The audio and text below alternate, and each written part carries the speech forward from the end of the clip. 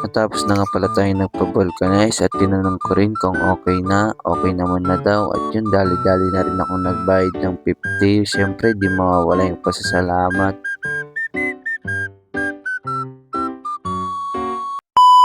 Ito nga pala yung araw natin na hindi inaasahan dahil yung tipong maga kang nagising tas maga ka rin palang mamalasin. Aray, binaklas na pala ang ating interior para tignan kung may butas ba o wala.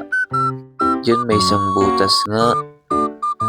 Inumpisahan na niyang lutuin ng plancha para matakpan ang butas ng ating interior. Manghintay muna tayo dyan at naisipan ko munang punasan ng ating tricycle.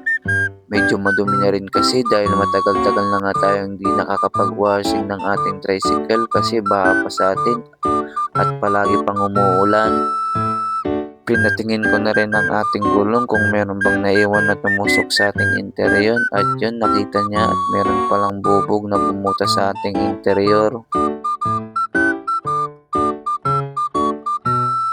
Tapos na nga pala tayong nagpa-vulcanize at tinanong ko na rin kung okay na ba, okay naman na daw at yun dali-dali na rin akong nagbayad ng 50. Siyempre di mawawala ang pasasalamat.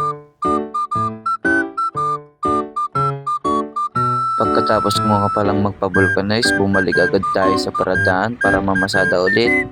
Dito na nga pala nagtatapos ang ating video. Salamat sa panonood!